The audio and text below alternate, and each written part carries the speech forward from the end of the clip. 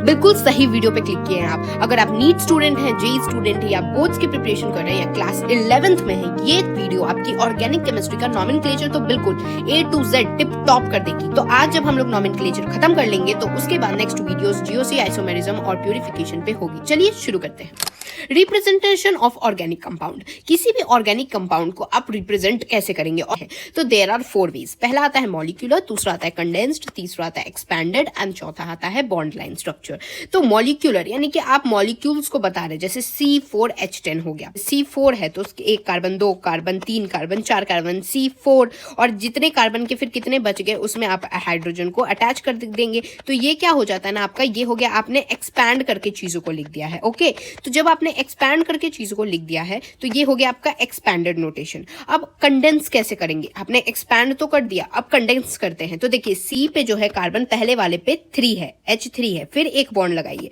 फिर ये C पे कितने हाइड्रोजन है? 1 एंड 2 हाइड्रोजन है, तो दूसरा वाला C पे होगा 2 हाइड्रोजन। फिर तीसरा वाला देखिए, तीसरे वाले C पे कितने हाइड्रोजन है? 1 एंड 2, तो तीसरे वाले C पे भी 2 हाइड्रोजन है। ये लास्ट वाले C पे कितने हाइड्रोजन है? 1, 2 एंड 3, तो लास्ट वाले C पे कितने? CH3 होगा। तो इस तरीके से हम लोग क्या करते हैं, कंडेंस्ड फॉर्मूला को लिखते हैं। और बॉन्ड लाइन नोटेशन क्या होता है, जहां पर ये इसको हम लोग कार्बन को डिनोट करते हैं और H जो होता है ना, H को हम लोग खुद से इमेजिन करते हैं। तो देखिए जैसे ये बॉन्ड लाइन नोटेशन है जहां पर आपको ऐसे ऐसे गिवन है, ठीक है। तो अगर ऐसे ऐसे गिवन है तो जितने पॉइंट्स है 1, 2, 3, 4 एंड 5, यानी 5 कार्बन गिवन है, तो 5 कार्बन आपको करना है। और 5 कार्बन पे कितने हाइड्रोजन होंगे, तो ये आप खुद से इमेजिन करना है कि एक कार्बन पे 1, 2, 3 हाइड्रोजन। ये वाले कार्बन का एक बॉन्ड हो गया, दूसरा बॉन्ड हो गया, तो बस 2 हाइड्रोजन लगेंगे। इस वाले कार्बन का एक बॉन्ड हो गया, दूसरा बॉन्ड हो गया, तो यहाँ 2 हाइड्रोजन लगेंगे। इस वाले कार्बन का भी एक बॉन्ड हो गया, दूसरा बॉन्ड हो गया, तो यहाँ पर कितने हाइड्रोजन लगेंगे? 2 हाइड्रोजन लगेंगे। और इस वाले का एक ही हुआ है तो इस पे 3 हाइड्रोजन लगेंगे। तो इस तरीके से आपको खुद से हाइड्रोजन को इमेजिन करना रहता है बॉन्ड लाइन नोटेशन में। यहाँ बस कार्बन को हम लोग इंडिकेट कर देते हैं। लेकिन यहाँ याद रखिएगा, अगर कोई एक्स्ट्रा फंक्शनल ग्रुप जैसे OH, CHO वगैरह रहता है तो इसका कार्बन जो होगा वो इंडिकेट करते हैं हम लोग। Okay, father of organic chemistry कौन है? तो ये है फ्रेडरिक वोहलर। ओके, और फर्स्ट ऑर्गेनिक कंपाउंड कैसे पाया गया था? तो जो अमोनियम साइनेट दैट इज NH4CNO को जब आपने हीट किया तो H2NC डबल बॉन्ड O फिर NH3 यानी कि यूरिया बना। तो ये क्या था? ऑर्गेनिक था। तो हमने इनऑर्गेनिक कंपाउंड से ऑर्गेनिक बनाया था। और फादर ऑफ ऑर्गेनिक केमिस्ट्री कौन है? फ्रेडरिक वोहलर है। देखिए डिग्री बहुत ही इंपॉर्टेंट कॉन्सेप्ट है, तो डिग्री को समझिएगा। सबसे पहले कार्बन की डिग्री क्या होती है?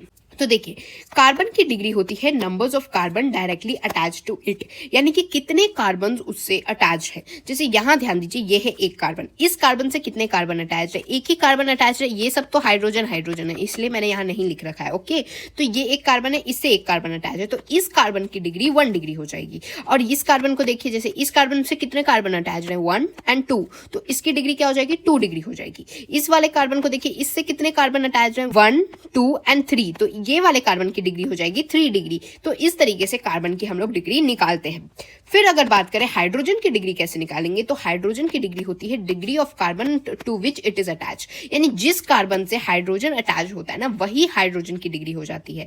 जैसे कि ये वाला कार्बन है, कार्बन की इस वाले कार्बन की क्या डिग्री है? ये क्या है? एक कार्बन से अटैच है, तो इस वाले कार्बन की डिग्री 1 डिग्री है। तो इससे जितने भी हाइड्रोजन अटैच्ड है ना, इनकी डिग्री भी 1 डिग्री होगी। क्यों? क्योंकि इनके दोस्त कार्बन की भी डिग्री 1 डिग्री है। जैसे कि यहाँ देखिए, ये कार्बन है ना, इससे कितने कार्बन अटैच है? 1, 2 एंड 3, तो इस कार्बन की कितनी डिग्री है? 3 डिग्री है। तो इससे जितने हाइड्रोजन अटैच है, दैट इज ये हाइड्रोजन अटैच है, तो इसकी डिग्री कितनी होगी? ये वाले कार्बन की डिग्री के बराबर होगी, दैट इज 3 डिग्री हाइड्रोजन हो जाएगा। एक बात याद रखिएगा कि 4 डिग्री हाइड्रोजन तो कभी पॉसिबल होता ही नहीं है। 4 डिग्री हाइड्रोजन मतलब क्या हुआ कि कार्बन जो है वो 4 से अटैच होना चाहिए, है ना, 4 कार्बन से। तो अगर कार्बन 4 कार्बन से अटैच है तो फिर हाइड्रोजन कहाँ अटैच होगा भाई? और अगर हाइड्रोजन अटैच नहीं है तो हाइड्रोजन की डिग्री तो भाई कार्बन की डिग्री से ही पता चलती है। तो अगर हाइड्रोजन ही अटैच नहीं है तो 4 डिग्री का हाइड्रोजन कभी पॉसिबल नहीं होता है। अब बात करते हैं एल्काइल हैलाइड, जहां R और X क्या होता है? कोई भी हैलोजेंस जो होते हैं, जैसे फ्लोरीन, क्लोरीन, ब्रोमीन, आयोडीन, इन सबको R से जब आप करते हैं तो ये बनाता है एल्काइल हैलाइड। इसकी डिग्री होती है carbon to which it is attach, यानी कि जिस कार्बन से ये अटैच होगा ना, वो हो जाएगी एल्काइल हैलाइड की डिग्री। सेम लाइक हाइड्रोजन की जो कार्बन की डिग्री होगी जिससे वो अटैच है, वही हो जाती है उसकी भी डिग्री। अब एल्कोहल की बात की जाए तो ये होता है degree of carbon to which OH group is attached, यानी कि कौन से कार्बन से OH ग्रुप अटैच्ड है वो हो जाती है अल्कोहल की डिग्री। यानी कि मान लीजिए ये 3 कार्बन थे, इससे OH ग्रुप अटैच्ड है, तो इस वाले कार्बन की जो डिग्री होगी ना वही वाले अल्कोहल की डिग्री हो जाएगी। फेनॉल की डिग्री नॉन डिफाइंड होती है। अमीन की डिग्री क्या होती है, तो numbers of carbon connected to N मतलब क्या हुआ कि जैसे ये है और NH3 है, तो इससे N से, ये वाले N से कितने कार्बन अटैच है, इससे तो एक ही कार्बन अटैच है, तो ये क्या है 1 डिग्री अमीन है। ओके, और अगर इससे 2 कार्बन अटैच होते तो ये 2 डिग्री अमीन हो जाता। तो अमीन के लिए बस याद रखिएगा कि N से कितने कार्बन अटैच है, number of carbon attach to it. N जो होता है वो डायरेक्टली बेंजीन रिंग से अटैच होता है। जैसे ये देखिए बेंजीन रिंग है, बेंजीन रिंग से डायरेक्ट NH3 अटैच है, तो इसकी डिग्री होती है number of carbon connected to N, यानी कि N से कितने कार्बन कनेक्टेड है। तो अभी फिलहाल आप देखिए इस पे तो 1 डिग्री का NH9 है, क्यों, क्योंकि इससे एक ही कार्बन अटैच है। अगर 2 होता तो 2 डिग्री का NH9 हो जाता, 3 होता तो 3 डिग्री का NH9 हो जाता। तो ये एमाइन और एनालाइन का आपको याद रखना पड़ेगा, जहां पर एमाइन में क्या होगा, जिससे N जितने नंबर ऑफ कार्बन से अटैच होगा वो हो जाएगा, और एमानाइन के लिए भी जितने N से ये अटैच होगा कार्बन वो हो जाता है। सुपर प्राइमरी कार्बन वो होता है ऐसा कार्बन जिससे CH4 देखिए, तो यहाँ देखिए C1, फिर इससे क्या हो 4 क्या है HH अटैच है। तो मैंने क्या बताया था, कार्बन की डिग्री क्या होती है, कार्बन की डिग्री होती है कि कितने कार्बन इससे अटैच है। तो अब इस कार्बन को देखिए, इस कार्बन से कितने कार्बन अटैच है, एक भी कार्बन अटैच नहीं, मतलब इसकी डिग्री कितनी है 0 डिग्री है। तो ऐसे कार्बन जो होते हैं ना उनको हम लोग सुपर प्राइमरी कार्बन बोलते हैं। Okay, sigma bond, pi bond, sigma electron और पाई इलेक्ट्रॉन क्या होता है, ये बातें बहुत आसान होती हैं। देखिए पहले बात करते हैं सिग्मा बॉन्ड की क्या होती है। तो A से B जब सिंगल बॉन्ड से जुड़ा है तो इसका जो बॉन्ड होता है ना, पहला बॉन्ड को हम लोग सिग्मा बॉन्ड बोलते हैं। तो अगर यहाँ सिग्मा बॉन्ड है, एक ही बॉन्ड है सिग्मा बॉन्ड, तो यहाँ पाई बॉन्ड 0 होता है। तो सिंगल बॉन्ड के लिए जो होता है ना उसमें एक ही सिग्मा बॉन्ड होता है और पाई बॉन्ड जो होता है वो 0 होता है। ठीक है, फिर अगर डबल बॉन्ड रहा, देखिए यहाँ पर देखिए A जो है वो डबल बॉन्डेड B है, तो इसमें डबल बॉन्ड है, यानी पहला बॉन्ड जो होगा वो सिग्मा होगा, दूसरा बॉन्ड जो होगा वो पाई होगा। तो यहां पर कितने सिग्मा पाई हुए, तो सिग्मा है एक ही और पाई कितना है एक ही, तो यहां पर क्या हो गया, डबल बॉन्ड के लिए एक सिग्मा बॉन्ड और एक पाई बॉन्ड होता है। फिर अगर ट्रिपल बॉन्ड की बात की जाए तो बच्चे यहां कंफ्यूज होते हैं। तो देखिए पहला बॉन्ड हमेशा सिग्मा बॉन्ड, दूसरा बॉन्ड होगा पाई बॉन्ड और तीसरा बॉन्ड भी होता है पाई बॉन्ड। ठीक है, तो यहां पर कितने सिग्मा और पाई बॉन्ड हो गए, यहां पर हो गए एक सिग्मा, तो एक sigma bond and 2 pi bond, तो पाई बॉन्ड कितने हैं, 2 पाई बॉन्ड है। कोई पूछे कि बताइए सिग्मा और पाई इलेक्ट्रॉन कितने हैं, तो बहुत आसान है। देखिए ये क्या होता है ना, ये लाइन नहीं होती है, एक इलेक्ट्रॉन इधर होता है, एक इलेक्ट्रॉन इधर होता है, दोनों को जोड़ने वाली को ही ये आप बॉन्ड्स देखते हैं। तो अगर आप एक बॉन्ड देख रहे हैं मतलब एक इलेक्ट्रॉन इधर है, एक इलेक्ट्रॉन इधर है। अगर आप 2 बॉन्ड्स देख रहे हैं तो एक इलेक्ट्रॉन इधर है, एक इलेक्ट्रॉन इधर है, एक इलेक्ट्रॉन इधर है, एक इलेक्ट्रॉन इधर है, इज इक्वल टू कितने, 4 इलेक्ट्रॉन से बनता है 2 बॉन्ड। तो अब समझिए कैसे होता है। तो देखिए सिग्मा इलेक्ट्रॉन की अगर आप बात करेंगे, यहाँ एक ही बॉन्ड है, एक बॉन्ड में एक यहाँ इलेक्ट्रॉन दूसरा यहाँ इलेक्ट्रॉन, यानी कि 2 इलेक्ट्रॉन है और दोनों इलेक्ट्रॉन किसके हैं, सिग्मा बॉन्ड के 2 इलेक्ट्रॉन हैं। तो यानी कि 1 इंटू में 2 is equal to 2 electron sigma bond वाले हैं। ओके, नाउ अगर आप डबल बॉन्ड का देखेंगे, डबल बॉन्ड का जब आप ध्यान देंगे तो यहाँ एक इलेक्ट्रॉन, ये दूसरा इलेक्ट्रॉन, ये तीसरा इलेक्ट्रॉन, ये चौथा इलेक्ट्रॉन, है ना। लेकिन कौन से सिग्मा बॉन्ड के हैं और कौन से पाई बॉन्ड के हैं ये भी ध्यान देना है। तो ये वाला जो बॉन्ड है ये क्या है, सिग्मा वाला है, तो सिग्मा वाले के 2 इलेक्ट्रॉन है, और ये वाला है पाई बॉन्ड, तो पाई बॉन्ड वाले के 2 इलेक्ट्रॉन है, यानी कि सिग्मा बॉन्ड वाले के क्या है, 2 इलेक्ट्रॉन है और पाई बॉन्ड वाले के 2 इलेक्ट्रॉन है। यहाँ देखिए यहाँ पर पाई बॉन्ड के लिए कोई इलेक्ट्रॉन नहीं है, क्यों, क्योंकि यहाँ तो पाई बॉन्ड ही नहीं है। अब देखिए ये पहला बॉन्ड क्या है, सिग्मा बॉन्ड, तो सिग्मा बॉन्ड के लिए कितने इलेक्ट्रॉन है, 2, तो यहाँ 2 इलेक्ट्रॉन है। और पाई बॉन्ड की बात की जाए तो यहाँ पर कितने पाई बॉन्ड है, 2 पाई बॉन्ड है, तो 2 पाई बॉन्ड में 1 2 3 4 इलेक्ट्रॉन होंगे, तो 2 पाई बॉन्ड में 4 इलेक्ट्रॉन पाए जाएंगे। तो ये होता है सिग्मा बॉन्ड और पाई बॉन्ड। और सिग्मा इलेक्ट्रॉन और पाई इलेक्ट्रॉन क्या होता है, सिग्मा बॉन्ड बनाने वाले जो इलेक्ट्रॉन होते हैं वो सिग्मा इलेक्ट्रॉन होते हैं और पाई बॉन्ड बनाने वाले जो इलेक्ट्रॉन होते हैं वो पाई इलेक्ट्रॉन होते हैं। जैसे अगर कोई कैलकुलेट करने के लिए कह दे तो ये एक बहुत ही इजी सवाल है, लेकिन बच्चे यहाँ गलती क्या करते हैं ना कि इनको सबसे पहले एक्सपैंडेड फॉर्म में लिखना जरूरी होता है। क्या करते हैं ना कि जैसे यहाँ पर आपको एक स्ट्रक्चर दिया हुआ है, ये आप जानते हैं बेंजीन है, तो बच्चे क्या करेंगे ना, ये गिनेंगे, पहला बॉन्ड सिग्मा है, ये दूसरा सिग्मा, ये तीसरा सिग्मा, ये चौथा सिग्मा, ये पांचवा सिग्मा, ये छठा सिग्मा, और ये वाला पाई पाई पाई। तो इस तरीके से सिग्मा बॉन्ड ये क्या बोलेंगे, 1 2 3 4 5 एंड 6, यहाँ 6 सिग्मा बॉन्ड्स हैं और 3 पाई बॉन्ड है। लेकिन ये बिल्कुल ही गलत है। आप यहाँ ध्यान दीजिए, यहाँ H वाला बॉन्ड तो दिया ही नहीं हुआ है। यहाँ जो कार्बन है इससे कितने बॉन्ड बनने चाहिए थे, ये पहला बॉन्ड उससे बन गया, ये दूसरा बॉन्ड, तीसरा बॉन्ड, एक बॉन्ड तो ये वाले कार्बन के पास नहीं है, यानी कि एक H वाला बॉन्ड छुपा हुआ है। क्यों? क्योंकि हमने इसको कैसे लिख रखा है, इसको हमने बॉन्ड लाइन नोटेशन में लिख रखा है, जहां पर H को हम लोग मेंशन नहीं करते। तो सबसे पहले तो आप H को सब जगह मेंशन करिए। तो ये है H वाला बॉन्ड। अब आपको समझ आ रहा होगा कि यहाँ है बेसिकली आपका एक्स्ट्रा जो आप नहीं गिन पा रहे थे सिग्मा बॉन्ड, तो ये है। तो अब गिनिए 1 2 3 4 5 6 7 8 9 10 11 12। तो यहाँ सिग्मा बॉन्ड कितने आ गए, 12 आ गए। और पाई बॉन्ड कितने, 1 2 और 3 पाई बॉन्ड आ गए। तो ऐसे अगर कोई भी स्ट्रक्चर दिए तो पहले इसको खोल के लिखना जरूरी होता है। अब हाइब्रिडाइजेशन क्या होती है, देखिए हाइब्रिडाइजेशन अगर 4 होती है तो sp3 बोलते हैं आप हम लोग, अगर 3 रहती है तो sp2 बोलते हैं हम लोग, अगर 2 रहती है तो sp बोलते हैं। अब ये हाइब्रिडाइजेशन बेसिकली आती कैसी है ना, तो हाइब्रिडाइजेशन नंबर होता है, जिसका मतलब होता है इतने सिग्मा बॉन्ड है और लोन पेयर है। यहाँ पर पाई बॉन्ड की कोई महत्व नहीं होता है। ओके, तो हाइब्रिडाइजेशन पहले नंबर निकालिए। जैसे हाइब्रिडाइजेशन नंबर आपके पास आ जाएगा उसके बाद आप आराम से ये sp3 sp2 और sp बता सकते हैं। तो हाइब्रिडाइजेशन नंबर आप कैसे निकालेंगे, पहले देखिए सिग्मा बॉन्ड कितने हैं। क्यों? क्योंकि खाली सिग्मा बॉन्ड ही जो होते हैं ना वो हाइब्रिडाइजेशन करते हैं, ना कि पाई बॉन्ड करते हैं। तो सिग्मा बॉन्ड कितने हैं और लोन पेयर कितने हैं। लोन पेयर अगर आपको किसी भी ऐसे लिखा हुआ है और उसके ऊपर कोई 2 ऐसे इलेक्ट्रॉन आपको दिख रहा है तो ये क्या होता है, लोन पेयर कहलाता है। तो जितने लोन पेयर्स हैं उनको भी गिनना है अगर उस कंपाउंड में है तो फिर हाइब्रिडाइजेशन नंबर आ जाएगी। अगर हाइब्रिडाइजेशन नंबर 2 आ गई तो sp लिखेंगे, हाइब्रिडाइजेशन नंबर 3 आई तो sp2 लिखते हैं और 4 आई तो sp3 लिखते हैं। अब IUPAC नॉमेनक्लेचर शुरू करते हैं, जहां पर कोई भी चीज को लिखने का एक तरीका होता है, जहां प्रीफिक्स, वर्ड रूट और देन सफिक्स। प्रीफिक्स मतलब जो वर्ड रूट से पहले आ रहा है और फिर सफिक्स आपको पीछे कुछ लगाना पड़ेगा। जैसे अगर किसी का नाम भी होता है तो हम क्या लिखते हैं, जैसे मिस अवी दीदी, तो इसमें क्या है, जो मिस है, मिस क्या है, प्रीफिक्स है, अवी क्या है, मेरा वर्ड रूट है, और सफिक्स क्या है, दीदी आपने लगाया है। तो ये होता है IUPAC नॉमेनक्लेचर करने के लिए। तो सबसे पहले बिल्कुल ही क्लियरली चीजों को शुरू करते हैं, एल्केन्स की बात करते हैं। तो एल्केन्स में हम कैसे लिखते हैं, लोकेंट, सब्स्टिट्यूएंट और फिर पेरेंट का नाम लिखते हैं। लोकेंट क्या होता है, जिस भी नंबर पे चीजें अटैच होती है ना उनको लोकेंट बोलते हैं। लोकेंट यानी 1 2 3 कौन से नंबर पे अटैच है, ये एग्जाम्पल से मैं आपको बताऊंगी। सब्स्टिट्यूएंट क्या होता है ना, जो भी कुछ भी चीज अगर पेरेंट कार्बन चेन, अब ये पेरेंट कार्बन चेन क्या होता है ये भी समझेंगे, डोंट वरी, मैं पहले ये आपको समझा रही हूँ। जो पेरेंट कार्बन चेन जिस भी चीज से अटैच होती है वो होती है हमारी सब्स्टिट्यूएंट, और लास्ट में आप लिखेंगे पेरेंट का नाम। तो चीजें शुरू करने से पहले कुछ इंपॉर्टेंट चीज ये याद रखिए कि जैसे CH4 का मतलब क्या होता है, ये होता है मीथेन।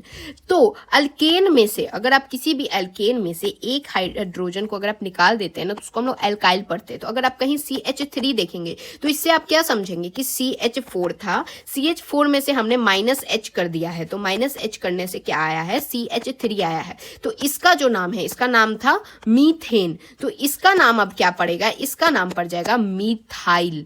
ठीक है, तो ये याद रखिएगा, अगर किसी भी एल्केन में से एक हाइड्रोजन हट जाता है तो वो क्या कहलाता है, एल्काइल, आइल लग जाता है। ठीक है, और दूसरा पॉइंट ये याद रखिएगा कि किसी भी नंबर और अल्फाबेट को हम लोग हाइफन से सेपरेट करते हैं। जैसे अगर 2 ऑक्सो लिखना है तो 2OXO इस तरीके से लिखते हैं। क्यों? क्योंकि यहाँ अल्फाबेट है, यहाँ नंबर है, तो इसको आप बीच में हाइफन से सेपरेट करते हैं।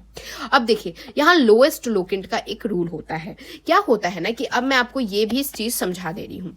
तो जैसे कि कोई भी आपको दिया गया है स्ट्रक्चर, तो उसमें स्ट्रक्चर को आपको सबसे पहले यहाँ पर जो हम लोग पेरेंट नेम बोल रहे हैं ना, हम लोग सबसे पहले पेरेंट कार्बन चेन ढूंढते हैं, यानी जो मेन पेरेंट होगा ना हम लोग उसको मेन महत्व देंगे। तो यहाँ पर जो सबसे लॉन्गेस्ट चेन आपको दिखे ना उसको पेरेंट कार्बन चेन मानिए। जैसे कि अगर तो आप बोलेंगे कि ये वाला भी पेरेंट कार्बन चेन हो सकता है, जो कि आप मेन चेन लेने वाले बेसिकली। तो इसमें कार्बन देखिए कितने चेन के हैं, 1 2 3 4 एंड 5, इसमें 5 है। लेकिन अगर आप ऐसे उठाते तो ऐसे अगर आप उठाते तो कितने होते, 1 2 3 4 5 6 कार्बन हो जाते। तो इसीलिए हम लोग इस वाले को क्या मानेंगे, पेरेंट कार्बन चेन को कंसिडर करेंगे। जब आपने पेरेंट कार्बन चेन डिसाइड कर लिया उसके बाद जो भी एक्स्ट्रा चीजें इस पे लगी हुई है ना, इन चीजों को हम क्या बोलते हैं, इनको बोलते बोलते हैं हम लोग सब्स्टिट्यूएंट।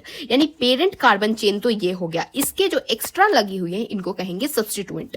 और यही सब्स्टिट्यूएंट जो कि पेरेंट कार्बन चेन से अटैच होते हैं ना, यही यहाँ लिखाते हैं। और लोकेंट क्या होंगे, कौन से नंबर पे। अब नंबर क्या होता है, तो अब हम क्या करते हैं ना, इस पेरेंट कार्बन चेन को करते हैं नंबरिंग। तो है 1 2 3 4 5 ऐसे करिए आप 6 तक, या फिर ऐसे कर सकते हैं 1 2 3 4 5 एंड 6 इस तरीके से। तो हम कौन सा लेते हैं, लोएस्ट लोकेंट रूल को चूज करते हैं। जहां देखिए एक है 2,4 आ रहा है, 2 और 4 इस पे सब्स्टिट्यूएंट लग रहे हैं। और एक अगर हम लोग इस तरीके से नंबरिंग करते हैं तो यहाँ 3,5 आ रहा है, यानी कि 3,5 एक आ रहा है। तो इसमें जो स्मॉल होगा यानी 2,4 वाला नंबरिंग होगा ना, इसको हम लोग कंसीडर करेंगे। तो 2,4 वाला कौन सा नंबरिंग है, ये पिंक वाली जो नंबरिंग दिख रही है, यानी कि हम लोग ऐसे वाले नंबरिंग को कंसीडर करेंगे। यानी ये 1, ये 2, ये 3, ये 4, ये 5 और ये 6 है, कंसीडर करेंगे। तो अब नाम में आप आराम से लिख सकते हैं। अब देखिए सबसे पहले अल्फाबेटिक ऑर्डर भी ध्यान दीजिए, यहाँ एम है यहाँ ई है, तो ई वाला कभी भी पहले आएगा एम से, है ना। तो अब देखिए ई कहाँ पर है, यहाँ पर मैंने बताया locant, substituent and then parent का नाम। तो लोकेंट कहाँ है, इथाइल कहाँ है, हम लोग पिंक वाला कंसीडर कर रहे हैं नंबरिंग, ये व्हाइट वाला कंसीडर नहीं कर रहे हैं लोएस्ट लोकेंट रूल से। तो देखिए ये इथाइल कहाँ है, 4th वाले पे है, तो क्या लिखेंगे 4 इथाइल, एक हाइफन, क्यों, क्योंकि यहाँ पर अल्फाबेट है, यहाँ नंबर है, तो 4 इथाइल हमने मेंशन कर दिया। अब मिथाइल कहाँ है, मिथाइल है 2 पे, तो 2 मिथाइल। और टोटल जो पेरेंट कार्बन चेन है कितने का है, वो टोटल 6 कार्बन का है, और सब में सिंगल बॉन्ड है। क्यों, क्योंकि हम लोग यहाँ अभी बेसिकली एल्केन्स की बात कर रहे हैं। तो यहाँ पर क्या होगा, हेक्सेन, 4 इथाइल 2 मिथाइल हेक्सेन हो जाएगा। अगर लोएस्ट लोकेंट रूल फेल हो जाता है ना, तो लोएस्ट लोकेंट उसको गिवन होती है जहां पर लोअर अल्फाबेट होती है। अगर लोएस्ट लोकेंट रूल फेल हो गया, समझ नहीं आ रहा क्या करना है, तो आप क्या देखेंगे, अगर यहाँ पर मान लीजिए फेल हो जाता है लोएस्ट लोकेंट रूल, तो आप क्या करते हैं ना, लोएस्ट लोकेंट लोएस्ट अल्फाबेट को देते। जैसे ई छोटा है एम से, तो ई को छोटा वाला लोकेंट देते, दैट इज जैसे यहाँ पर देखिए 3 होता, तो यहाँ 3 वाला छोटा लोकेंट वाला दे देते, ना कि 4 वाला लोकेंट देते। तो ये हो जाता फिर नॉमेनक्लेचर, अगर लोएस्ट लोकेंट रूल फेल हो जाता है। तो पेरेंट कार्बन चेन वो होता है जिसके पास more number of substituent prefer होती है। जैसे कि ये है एक कंपाउंड, जहां आप एक तो पेरेंट कार्बन चेन इस तरीके से कंसीडर कर सकते हैं या फिर इस तरीके से कंसीडर कर सकते हैं। मैंने आपको क्या बताया था कि आप नंबरिंग देखिए, यहाँ पर क्या हो रहा था, 5 ही कार्बन आ रहे थे, तो इसको हम लोग कंसीडर नहीं कर रहे थे। क्यों, क्योंकि जब हम लोग ऐसे ले रहे थे तो 6 कार्बन का बन रहा था। अब आप यहाँ देखिए, यहाँ से आप लेंगे 1 2 3 4 5 और 6, ऐसे भी 6 बन रहा है और एक ऐसे भी 6 बन रहा है, 1 2 3 4 5 और 6। तो इसका मतलब अगर हम लोग ऐसे भी लेंगे या ऐसे भी लेंगे, दोनों में 6 बन रहा है। तो अब पीसीसी किसको चूज करें, यानी पेरेंट कार्बन चेन किसको चूज करें, तो हम लोग उसको चूज करते हैं जिसके पास मोर नंबर ऑफ सब्स्टिट्यूएंट होता है। तो देखिए अगर हम लोग ऐसे चूज करेंगे तो इसके पास क्या होगा, एक ही सब्स्टिट्यूएंट होगा। अगर हम लोग ऐसे चूज करेंगे तो कैसे 2 सब्स्टिट्यूएंट लग जाएंगे। तो हम लोग ये वाले को, जो ये वाला होगा ना, इसको पेरेंट कार्बन चेन को प्रेफर करेंगे। क्यों, क्योंकि यहाँ पर number of substituent important role play करता है अगर सेम नंबर ऑफ कार्बन दोनों पेरेंट चेन में मैचिंग खा जाए तो। अब अगर मोर देन 1 टाइम सब्स्टिट्यूएंट होता है, जैसे कि ये है एक पेरेंट कार्बन चेन, उस पे 2 सब्स्टिट्यूएंट लगे, लेकिन वो क्या है, सेम है। जैसे CH3 एक सब्स्टिट्यूएंट है, यहाँ भी CH3 एक सब्स्टिट्यूएंट है, तो ये क्या दोनों सेम ही है। तो हम क्या करते हैं ना कि पहले तो नेमिंग करिए, ये क्या है, कार्बन है, तो ये अब नेमिंग जब आप करेंगे तो 1 2 3 4 एंड 5 एंड 6, तो ये क्या होगा, ये वाला क्या आएगा, 2 है, तो 2,4 यानी कि एक 2 पे लगा है सब्स्टिट्यूएंट, एक 4 पे लगा है, तो क्या होगा 2,4 डाई मिथाइल हेक्सेन। इसका नाम क्या है, मिथाइल है, 2 है, सेम है और 2 है, तो क्या लगाएंगे, डाई मिथाइल। वैसे ही अगर जैसे यहाँ देखिए, ये कार्बन पे देखिए, इस कार्बन पे दोनों सेम चीजें लगी हुई है ना, और इसका क्या नाम है, इसका नाम है इथाइल। तो आप देखिए अब नेमिंग करिए, 1 2 3 4 5 एंड 6 एंड 7 है ना, तो 7 है मतलब क्या होगा, हेप्टेन होगा। ओके, नाउ इसका इस वाले कार्बन पे यानी कि 5th कार्बन पे यानी 5,5 पे डाई इथाइल लगा है, तो डाई इथाइल, और यहाँ पर 2 पे क्या लगा है, मिथाइल लगा है। हमने इथाइल पहले क्यों लिखा है, क्योंकि ई जो है उसका अल्फाबेट ई पहले आता है एम से, तो ई वाला हमने पहले लिखा है, जहां पर क्या है 5,5 डाई मिथाइल, क्योंकि सेम चीजें 5 पे लगी है। और देन यहाँ पर क्या लगा है, CH3 दैट इज 2 मिथाइल, यानी दूसरे नंबर पे क्या लगा है, मिथाइल लगा है। अब कॉम्प्लेक्स सब्स्टिट्यूएंट अगर आपके पास आ जाए तो क्या करेंगे, तो देखिए ये है हमारा पेरेंट कार्बन चेन है ना, अब यहाँ पर एक सब्स्टिट्यूएंट आप देख सकते हैं 6 मिथाइल, ये तो आसान है, लेकिन अगर आप ये वाला सब्स्टिट्यूएंट को देखेंगे तो आपको होगी कंफ्यूजन, भाई इसका नाम कैसे करेंगे। तो इसका नाम आप क्या करेंगे ना, इसको अब आप एक अलग कंपाउंड समझेंगे और इसको एज पर जैसे अलग कंपाउंड का नेमिंग करते हैं ना वैसे करेंगे। ये वाला अगर आप इसको इंडिपेंडेंट सोच के क्या इसका नेमिंग आएगा, फिर जो 1 आप लिखेंगे ना डैश लिखेंगे, क्योंकि ये पेरेंट के लिए हम लोग 1 यूज कर रहे हैं तो इसके लिए डैश का यूज करेंगे। अब आपको इसका नाम मिल गया, इसका नाम है 6 मिथाइल, तो अब आप पेरेंट पे लगा देंगे, यानी कि 5, ये 5वें कार्बन पे ये वाला चीज अटैच है तो 5 1 डैश है मिथाइल इथाइल, 6 पे 6th कार्बन पे मिथाइल अटैच है तो 6th methyl, 11 total carbon chain है, पेरेंट कार्बन चेन, तो अंडेकेन हो जाता है। अब एल्केन्स खत्म हो गया, अब अल्कीन्स की बात करते हैं। तो अल्कीन्स में क्या होगा, अल्क, अब जैसा नाम कह रहा है अल्कीन्स, तो इसमें जो वर्ड रूट होता है वो अल्क होता है और जो प्राइमरी सफिक्स लगता है वो इन लगता है और बीच में लगता है हमारा लोएस्ट लोकेंट जहां पर डबल बॉन्ड लगा रहा है। अभी भी नहीं समझ आया तो देखिए, जैसे कि आप ये वाला एग्जांपल देखिए, तो इस वाले एग्जांपल में आप क्या करेंगे, कितने कार्बन है, 1 2 3 कार्बन है ना, 3 कार्बन है तो होंगे प्रॉप, कितने लोकेंट पे डबल बॉन्ड लगा है, तो फर्स्ट लोकेंट पे डबल बॉन्ड लगा है, यानी ऐसे अगर आप नंबरिंग करेंगे 1 2 3 तो जो फर्स्ट लोकेंट है उस पे लगा है डबल बॉन्ड, इसका मतलब प्रॉप 1 और कितने पे लगा है, इन, तो 1 इन लग गया। इस तरीके से होता है। जैसे यहाँ पर देखिए, यहाँ पर क्या होगा, ईथ 1 इन होगा, क्यों, क्योंकि आप ध्यान दीजिए फर्स्ट एंड सेकेंड है ना, 2 है, कितने वाले पे लगा है डबल बॉन्ड, फर्स्ट वाले पे ही लगा है डबल बॉन्ड, तो यहाँ पर कौन से लोकेंट पे डबल बॉन्ड लगा है वो बीच में नंबर लिखते हैं, इन लिखते हैं और शुरुआत किससे करते हैं, वर्ड रूट, जैसे ईथ मीथ प्रॉप, इस तरीके से। ओके, यहाँ नोट करने वाली बात यह है कि पेरेंट कार्बन चेन के पास must carbon of double bond होना चाहिए, यानी कि जब आप पिछली बार जब आप पेरेंट कार्बन चेन्स को ढूंढ रहे थे तो आपने क्या किया था, इस तरीके से कैसे भी ढूंढ लिया था, है ना। लेकिन अब की बार जब हम लोग पेरेंट कार्बन चेन को सर्च करेंगे तो यहाँ पर अगर डबल बॉन्ड रहता तो आप वो वाले कार्बन चेन को सर्च करते जहां डबल बॉन्ड है और उस वाले को अपना कार्बन चेन बनाते, यानी कि अपने पेरेंट कार्बन चेन में अल्कीन्स के लिए डबल बॉन्ड होना जरूरी होता है। जैसे आप यहाँ देखिए 1 2 3 4 5 एंड 6 7, तो इस वाले में पेरेंट कार्बन चेन किसको चुनेंगे, जहां डबल बॉन्ड होगा वही वाला होगा आपका पेरेंट कार्बन चेन। और लोएस्ट लोकेंट हमेशा ही डबल बॉन्ड को दिया जाता है, यानी कि जहां आप डबल बॉन्ड देखें वहां से काउंटिंग शुरू करिए, यानी 1 2 यहां से शुरू होगा, ना कि इस तरीके से शुरू होगा। तो यहाँ जब आप नेमिंग इस साइड से करेंगे तो 6 पे 6th कार्बन पे देखिए ये क्या है, डाइमिथाइल लगा है, तो 6,6 डाइमिथाइल, इसका नेमिंग करना बता दिया है। और बस अल्कीन है तो आप क्या करेंगे, यहाँ पर कौन से लोकेंट पे इन लगा हुआ है ना, कौन से लोकेंट पे डबल बॉन्ड है वो लिखेंगे। तो ये टोटल है 7 कार्बन का, तो हेप्ट दूसरे लोकेंट पे लगा है हमारा डबल बॉन्ड, तो हेप्ट 2 इन हो जाएगा। ओके, मल्टीपल डबल बॉन्ड्स अगर होते हैं तो पेरेंट कार्बन चेन में सारे बॉन्डेड कार्बन जो होंगे वो होने जरूरी है। जैसे यहाँ पर देखिए एक डबल बॉन्ड दूसरे डबल बॉन्ड, तो इसका नाम क्या होता है, ब्यूटा 1,3 डाई इन होता है, यानी कि कौन कौन से पे लगा है आप देखिए। जैसे यहाँ पर नंबरिंग करिए 1 2 3 4, तो इस पे किस पे लगा है डबल बॉन्ड, टोटल 4 है, यानी कि क्या होंगे कि 4 वाला होगा ब्यूट का नाम लग दिए। फिर 1 पे लगा है डबल बॉन्ड और किस पे लगा है, 3 पे लगा है डबल बॉन्ड, तो इसका मतलब 1,3 डाई इन होगा। डाई क्यों है, क्योंकि ये 2 बार डबल बॉन्ड है, किसी चीज 2 बार आ रही है तो डाई, और इन क्यों लग रहा है, क्योंकि ये तो अल्कीन है ही। और ब्यूटा हमने क्यों लिखा है, ए जो है ना वो डबल बॉन्ड को डिनोट कर रहा है। अब जैसे यहाँ एग्जांपल देखिए CH3 CH double bond CA, फिर नीचे यहाँ सब्स्टिट्यूएंट क्या लगा हुआ है, CH double bond CH2 CH2 CH2 CH2, इस तरीके से लगा है। यहाँ पर पेरेंट कार्बन चेन हम मानेंगे ये वाले को, क्यों मानेंगे ये वाले को, ना कि ये वाले को, क्योंकि मैंने आपको अभी बताया है कि मल्टीपल डबल बॉन्ड में पेरेंट कार्बन चेन के पास सारे जो भी बॉन्डेड है कार्बन वो होने चाहिए। तो यहाँ भी डबल बॉन्ड है, यहाँ भी डबल बॉन्ड है, तो कौन सा वाला चूज करेंगे हम लोग, ये वाला जो है वो पेरेंट कार्बन चेन चूज करेंगे और इसको हम लोग सब्स्टिट्यूएंट मान के चलेंगे। तो इसका नाम अलग से दीजिए, दैट इज 3 प्रोपाइल। और कौन से कार्बन पे लगा है, 3rd वाले पे लगा है, तो इसका मतलब क्या होगा, 3 प्रोपाइल। टोटल ये जो पेरेंट चेन के कार्बन गिनिए, इस पेरेंट चेन में 5 कार्बन है,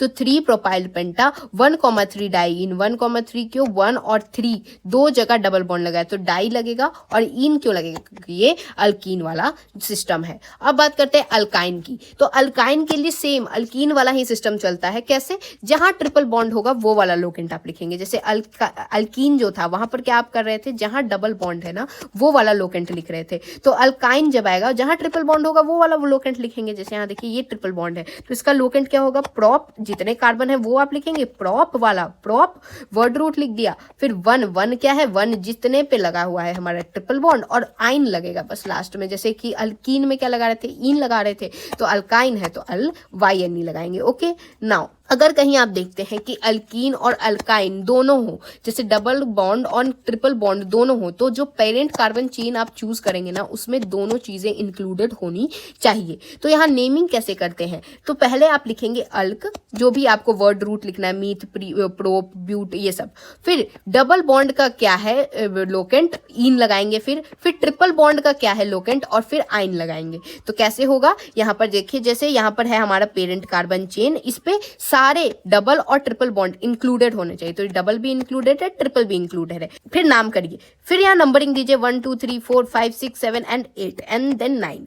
तो अब देखिए डबल बॉन्ड किस पे है, 2 पे है ना, और जो ट्रिपल बॉन्ड किस पे है, 6 पे है ना। तो अब देखिए नाम कैसे देंगे, टोटल कितने कार्बन का है, ये 9 कार्बन का है। इसका मतलब अल्क क्या है, मतलब कि नन है ना, 9 कार्बन का है, नन। फिर कितने पे लगा हुआ है, कितने लोकेंट पे डबल बॉन्ड लगा है, तो दूसरे लोकेंट पे तो 2, और फिर क्या है, ईन लगेगा तो 2 ईन। फिर 6 कितने पे ट्रिपल बॉन्ड है, तो 6th वाले पे है, तो 6 आइन। अगर ई के आगे ए, ई, आई, ओ, यू या वाई होता है ना, तो हम लोग ई को ओमिट कर देते हैं। तो यहाँ देखिए ई था और इसके आगे क्या है, वाई है, तो ये वाली ई को हम लोग ओमिट कर देते हैं। तो जो फाइनल नाम आता है नन 2EN 6YNE। ये आपको समझ आ गया। अगर ईन और अल्काइन और अल्कीन दोनों साथ हो तो क्या करते हैं। लोएस्ट लोकेंट रूल अगर फेल हो जाता है अल्कीन और अल्काइन के लिए, तो हम लोग प्रायोरिटी देते हैं डबल बॉन्ड को वाइल चूजिंग लोकेंट। यानी कि अगर लोएस्ट लोकेंट रूल फेल हो गया तो हम क्या करते हैं ना, कि लोएस्ट वाला किसको देते हैं, डबल बॉन्ड को लोएस्ट देते हैं, और ट्रिपल बॉन्ड को फिर जो भी बचा वो दे देते हैं। यानी कि ट्रिपल बॉन्ड को उतना प्रायोरिटाइज नहीं करते, double bond is more prioritised. अब देखिए सब्स्टिट्यूएंट क्या होते हैं। सब्स्टिट्यूएंट हो सकते हैं हाइड्रोजन, नाइट्रोजन, एल्कोक्सी या फिर एल्काइल हो सकते हैं। एल्काइल तो मैंने आपको बता दिया था, जैसे मिथाइल, इथाइल, प्रोपाइल वगैरह। अब देखिए हाइड्रोजन में क्या हो सकते हैं, फ्लोरो, क्लोरो, ब्रोमो, आइडो। तो जहां पर भी अगर क्लोरीन दिख गया तो आप क्या करेंगे, सी के ऊपर क्लोरीन है, कितने लोकेंट पे है, तो 3 लोकेंट पे, तो 3 क्लोरो ऐसे लिख देंगे। तो ये होता है अगर सब्स्टिट्यूएंट में आपको हाइड्रोजन, हैलोजन कोई दिख गया, नाइट्रो दिख गया, तो आप क्या करेंगे, NO2 दिख गया कहीं पर, सी के ऊपर ऐसे NO2 लिखा है, और ये सी जो है वो सेकंड लोकेंट पे है, तो क्या करेंगे, जो सेकंड नाइट्रो, इस तरीके से नेमिंग आप करेंगे। तो ये होता है सब्स्टिट्यूएंट, कुछ अगर आपको इस तरीके के दिखे तो। आपकी एनसीईआरटी में गिवन है कुछ फंक्शनल ग्रुप्स। तो देखिए अल्केन्स क्या होता है, तो इसका जो IUPAC ग्रुप का सफिक्स होता है वो क्या होता है, ANE होता है। अल्कीन्स के लिए क्या होता है, ENE होता है। अल्काइंस के लिए क्या होता है, YNE होता है। आपको हैलाइड कहीं दिख रहा है, हैलाइड क्या होता है, R के ऊपर ऐसे X, और X क्या हो सकता है, कोई भी फ्लोरीन, क्लोरीन, ब्रोमीन, आयोडीन, यानी कि कोई भी हैलोजन में से हो सकता है, तो वो क्या कहलाते हैं, हैलाइड कहलाते हैं। इसका प्रीफिक्स आप क्या लगाएंगे, हेलो लगाएंगे, इसका सफिक्स नहीं होता है। हल के लिए क्या करेंगे, आप प्रीफिक्स लगाएंगे हाइड्रोक्सी, और सफिक्स क्या है, ऑल लगाते हैं। अब देखिए एल्डिहाइड के लिए क्या करते हैं हम लोग, प्रीफिक्स होता है वो OXO लगाते हैं या फॉर्माइल लगाते हैं, और जो सफिक्स होता है वो क्या लगाते हैं, AL लगाते हैं। कीटोन के लिए क्या करते हैं, जो प्रीफिक्स होता है वो क्या होता है, OXO लगाते हैं, और सफिक्स क्या लगाते हैं, ONE लगाते हैं। नाइट्राइल के लिए क्या होता है, प्रीफिक्स हम लोग लगाते हैं साइनो, और सफिक्स लगाते हैं नाइट्राइल। ईथर के लिए प्रीफिक्स लगता है एल्कोक्सी, और सफिक्स कुछ नहीं लगता है। कार्बोक्सिलिक एसिड के लिए प्रीफिक्स लगता है कार्बोक्सी, और ओइक एसिड क्या लगता है, सफिक्स में लगता है। कार्बोक्सिलेट के लिए क्या लगाते हैं हम लोग, कुछ भी नहीं लगाते प्रीफिक्स में, लेकिन सफिक्स में ओइट लगाते हैं। ईस्टर के लिए क्या होता है, एल्कोक्सी, कार्बोनिल जो होता है वो हम लोग लगाते हैं किसमें, प्रीफिक्स में, और ओइट लगाते हैं सफिक्स में। एल्काइल हैलाइड के लिए हेलो कार्बोनाइल जो होता है वो लगाते हैं प्रीफिक्स, और ऑयल हैलाइड लगाते हैं सफिक्स में। अमीन के लिए प्रीफिक्स में लगाते हैं अमीनो, और सफिक्स में लगाते हैं अमाइन। अमाइड के लिए प्रीफिक्स में लगाते हैं कार्बोमोइल, और सफिक्स में लगाते हैं अमाइड।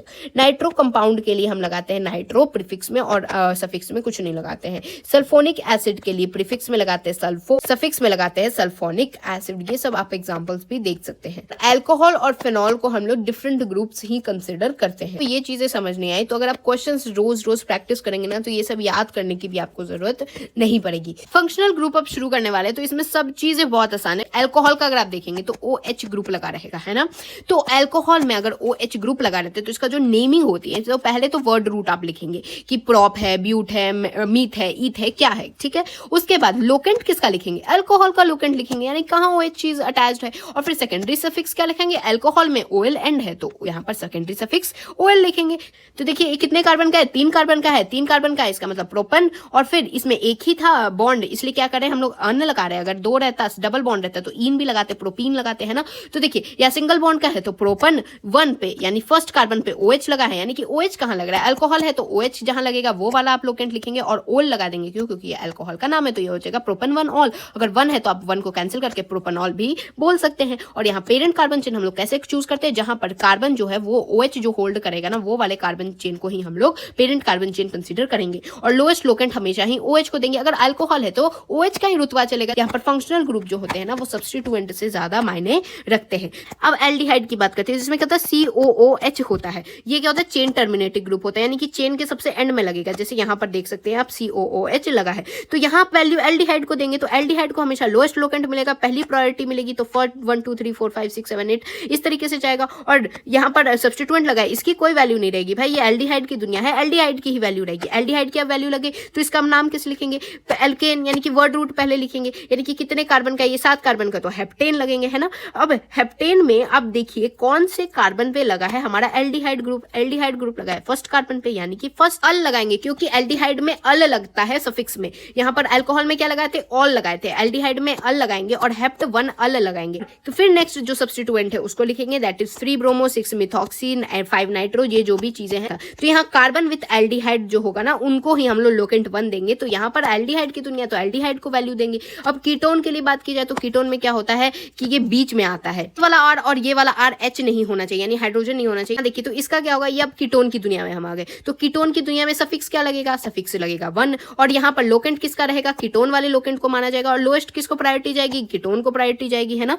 तो यहाँ पर वर्ड रूट क्या, वर्ड रूट तो हर जगह ही लगता है, मीथ ईथ प्रोप कितने हैं भाई कार्बन। तो यहाँ पर देखिए ये वाला हमने पेरेंट कार्बन चेन चूज किया, तो ये क्या है 7 कार्बन का है, तो क्या है हेप्ट है। कितने पे लगा हुआ है हमारा कीटोन भाई साहब, तो ये लगे हैं दूसरे नंबर पे, तो 2। और 1 क्यों लगा रहे हैं, क्योंकि यहाँ पर कीटोन का ये सफिक्स है तो कीटोन का सफिक्स लग जाएगा। अब आगे देख लीजिए कि जितने नंबर पे 3 पे NO2 लगा है, 5 पे F लगा है, 6 पे OC2H5 लगा है, तो लिख दीजिए 6 इथॉक्सी 5 फ्लोरो 3 नाइट्रो, और ये वाली चीजें आप लिख देंगे। तो ये हो जाएगा कीटोन के लिए। अब देखिए कार्बोक्सिलिक एसिड के लिए COOH होता है, तो ये क्या होता है, चेन टर्मिनेटिंग ग्रुप होता है कि सबसे एंड में आता है। तो इसमें भी सेम करेंगे, word root meth eth prop but जो भी लगाएंगे। फिर जो कार्बोक्सिलिक एसिड का होगा लोकेंट वो 1 2 किस पे है वो लिखेंगे और सेकेंडरी सफिक्स लगा देंगे। ऑक्सिलिक एसिड है ना। फिर ईस्टर की अगर बात की जाए तो ईस्टर में क्या होता है ना, यहाँ होता है एक एल्कोनोइड, एक होता है एल्काइल। एल्कोनोइड क्या होता है, ये जो RCOO डबल बॉन्ड O दिख रहा है और यहाँ पर R होता है एल्काइल। तो इसका नाम कैसे देते हैं ना हम लोग, इसी का नाम ऐसे ही देते हैं, मतलब शुरू वाला OH है और एंड वाला एल्काइल है। तो हम क्या करते हैं, जैसे यहाँ पर एक आप देख सकते हैं जहाँ पर ये वाली चीज क्या है, ये एल्केनोइड है ना। तो ये जो है CH3 है, ये क्या है एल्काइल, यानी कि ये क्या होगा मिथाइल होगा, है ना, क्योंकि इसमें एक ही कार्बन है तो ये क्या हो गया मिथाइल हो गया। अब ये वाले का अगर आप देखेंगे तो ये क्या हम लोग बोलेंगे OH बोलेंगे। यहाँ ध्यान दीजिए कितने पे लगाए, तो ईथन 1 OH यानी ईथन 1 OH लिखेंगे और मिथाइल ईथन 1 OH करके ईस्टर का नेमिंग आप करते हैं। नाइट्राइल के लिए क्या होगा, इसको साइनाइड भी कहते हैं। तो ये क्या होता है चेन टर्मिनेटिंग ग्रुप होता है, जिसमें वर्ड रूट देन लोकेंट किसका लेंगे हम लोग, ऑब्वियसली नाइट्राइल वाले, यानी CN का जो लोकेंट होगा वो यहाँ पर लेंगे और सेकेंडरी सफिक्स लगा देंगे। जैसे यहाँ देखिए 1 2 3 4 और सबसे लोएस्ट किसको देंगे, CN को ऑब्वियसली देंगे लोएस्ट, क्योंकि ये तो नाइट्राइल की दुनिया है। तो कितने कार्बन का है, 4 का है, तो यानी ब्यूटन, यहाँ डबल बॉन्ड नहीं था इसलिए हमने क्या किया ब्यूटन 1 पे क्या लगा है नाइट्राइट लगा है, तो 1 पे नाइट्राइट बोल देंगे। अब देखिए आइसोनाइट्राइट या आइसोसाइनाइट के लिए क्या होगा, 4 पे देखिए 1 2 3 4, तो 4 पे क्लोरो लगा है तो यानी 4 क्लोरो। और कितने कार्बन का है, दैट इज पेंट, यहाँ पर आइसोसाइनाइट NC लगा हुआ है। अब देखिए अमीन के लिए क्या होता है, अमीन बेसिकली एक अनप्रेजेंट ऑर्डर का चीज होता है। जैसे फिशेस में आपको गंदी बदबू आती है ना, तो अमीन जो होता है ना उसमें पाया जाता है। इसको कैसे लिखेंगे, वर्ड रूट लिखेंगे मीथ ईथ प्रो ब्यूट जो भी है। फिर लोकेंट किसका लिखेंगे, उस कार्बन का जिसने N को होल्ड कर रखा है, ठीक है। और सेकेंडरी सफिक्स लगाएंगे अमीन के, जैसे 1 डिग्री अमीन की बात करें तो अमीन क्या है NH2 है, तो यहाँ पर देखिए 1 डिग्री यानी कि एक ही अमीन लगा है। तो यहाँ पर क्या होगा, कितने कार्बन का है, 3 कार्बन, यानी प्रोपन 2 पे क्या लगा है NH2 लगा है, तो प्रोपन 2 अमीन बन गया, तो 2 डिग्री अमीन की। तो यहाँ पर देखिए N से जो है ना 2 डिग्री अमीन है, यानी कि 2 कार्बन अटैच होंगे। तो जो मेन हम लोग पेरेंट चेन यहाँ पर 1 है, यहाँ 2 हम लोग ले रहे हैं। यहाँ पर जो हमारा सब्स्टिट्यूएंट होता है ना, क्योंकि ये N N से अटैच होता है, इसलिए जो भी सब्स्टिट्यूएंट है, जैसे यहाँ मिथाइल है तो मिथाइल को हम लोग लिखते हैं N मिथाइल करके लिखते हैं। तो ये बात याद रखिएगा कि जो यहाँ अमीन्स में जो N से अटैच होते हैं उनको हम लोग N मिथाइल करके चीजों को लिखते हैं। तो यहाँ पर आप क्या ध्यान देंगे कि N मिथाइल और कितने कार्बन का ये चेन है, 2 कार्बन यानी ईथ, यानी कि ईथेन 1 और फिर अमाइन 1, मतलब 1 पे लगा हुआ है हमारा अमाइन, तो N मिथाइल ईथेन 1 अमाइन। तो यहाँ पर हम क्या लेते हैं ना, लॉन्गेस्ट अल्काइल ग्रुप जो होता है ना जिससे N अटैच हो उसको हम लोग पेरेंट कार्बन चेन लेते हैं। और यहाँ N जो होता है, यहाँ पर जो N मिथाइल हम लिख रहे हैं ना, ये अल्फाबेटिक प्रेफरेंस में नहीं लिया जाता है। तो ये 2 डिग्री अमीन के लिए है सिंपल, एंड 3 डिग्री अमीन जो आपको फिशेस में गंदी स्मेल आती है ना, that is due to this amine, 3 degree amine. तो इसमें क्या होता है देखिए, तो यहाँ पर ये CH3, ये CH3, ये क्या है N मिथाइल होगा, ये भी N मिथाइल होगा। तो ये जो CH3 हुआ ना, इसको हम लोग कैसे लिखते हैं, N, या फिर N, डैश भी कहीं कहीं लिखा जाता है, डाई मिथाइल, कहीं भी 2 चीज, डाई मिथाइल। और टोटल कितने कार्बन का है ये parent chain, that is hexane, 6 carbon का है। और वहां पर 3rd कार्बन पे क्या लगा है, N, यानी कि 3rd पे लगा हुआ है हमारा अमीन। इस तरीके से होता है। जैसे यहाँ पर एक नेमिंग देख लीजिए, जैसे ये है हमारा पेरेंट कार्बन चेन, इस पे यहाँ एक डबल बॉन्ड भी है और यहाँ I भी है और NH2 भी है, NH2 मतलब अमीन भी है। नंबरिंग करना शुरू करते हैं, तो 1 2 3 4 एंड 5, तो 2 पे लगा है आयोडो और टोटल 5 कार्बन की चेन है। तो पेंट 3 पे लगा हुआ है क्या, इन, यानी कि पेंट 3 इन क्यों लिख रहे हैं, क्योंकि यहाँ 3 पे लगा हुआ है डबल बॉन्ड, तो 2 पे लगा है आयोडो, 3 पे लगा है डबल बॉन्ड, इसलिए 2 आयोडो पेंट 3 इन 1 अमाइन। 1 किस लिए, क्योंकि फर्स्ट कार्बन पे अमाइन लगा है। ठीक है, अब बात करते हैं अमाइड्स की। तो अमाइड्स क्या होता है, C डबल बॉन्ड O, फिर NH2 जो होता है ना, इसको हम लोग अमाइड्स कहते हैं। तो अमाइड होता है स्लीपिंग हार्मोन। ये अमाइड का क्या होता है, नेमिंग कैसे करते हैं, तो एल्केन्स लिखेंगे, फिर लोकेंट और अमाइड। तो जहां अमाइड रहेगा उसका लोकेंट करके आगे जितने भी हेप्ट पेंट प्रॉप जो भी होगा, जैसे यहाँ एग्जांपल देखिए, CH3 CH2 C double bond O NH3, तो ये वाला जो है ये पार्ट क्या है, अमाइड का पार्ट है। तो ये वाला कार्बन 1 है, ये दूसरा कार्बन, ये तीसरा कार्बन और उसके बाद 3 कार्बन है, इसका मतलब ये क्या हो गया, प्रॉप हो गया। तो ये अल्केन पहले लिखाएगा, तो प्रोपेन, फिर कितने कार्बन पे लगा हुआ है हमारा अमाइड ग्रुप, तो फर्स्ट कार्बन पे लगा है, इसका मतलब प्रोपेन 1 अमाइड, और ई जो है उसके बाद ए है, तो ई वाला जो है वो कैंसिल आउट हो जाता है। एल्काइल क्लोराइड या एसिड क्लोराइड में क्या होता है, इसका क्या होता है, C डबल बॉन्ड O और Cl रहता है। तो इसमें एल्केन यानी कि जो वर्ड रूट है वो लिख देंगे, लोकेंट, और लोकेंट किसका लिखेंगे, ऑब्वियसली जिस चीज के बारे में, तो ऑयल क्लोराइड ब्रोमाइड का आप लिखेंगे यहाँ पर लोकेंट। तो जैसे यहाँ देखिए, आप पहले तो नंबरिंग करिए 1 2 3 4, ठीक है। फर्स्ट पे क्या लगा है, डबल बॉन्ड O Cl, ठीक है। तो टोटल कितने कार्बन की चेन है, 4 कार्बन की, यानी ब्यूटेन।